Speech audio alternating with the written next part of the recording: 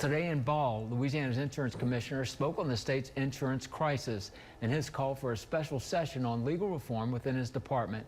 As Colin Vidros reports, some Cenla lawmakers were a key factor in bringing relief to Louisianans hindered by insurance. Louisiana's insurance crisis is common knowledge in the states. It's been around for decades, and that's why new insurance commissioner Tim Temple is trying to make some reforms to bring that process a little bit smoother. And with the help of Central Louisiana lawmakers, that process may soon be coming to light. In Louisiana, Louisianans, whether you're an individual, you're the head of a family, or you're a business, deserve and need affordable insurance, and that's what we're fighting for every day. Temple was the guest speaker at the North Rapids Business and Industry Alliance meeting held at the town of Ball. It's a slow process to implement insurance reform, according to Temple.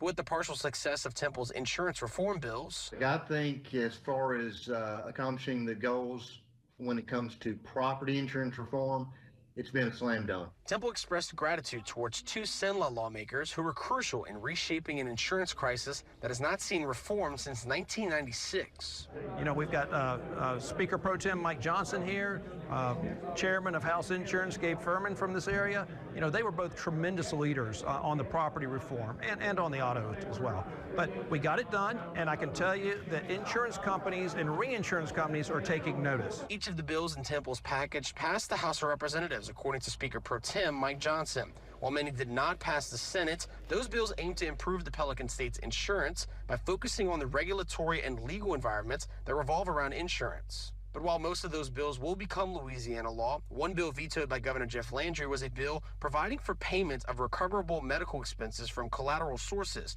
according to legislation, which prompted Temple to call for a special session on legal reform back on June 18th. The end goal, says Temple, is to attract more insurance companies to the state. More companies wanting to write your home or your auto will force downward pressure on premiums. So this comprehensive package of bills, it was designed to address the auto and the homeowners, the property crisis, if you will. And I say homeowners, I mean commercial property, commercial trucking. It's a big mess in our state. A mess that continues to plague the Pelican State, with many Louisianans hoping for a better future.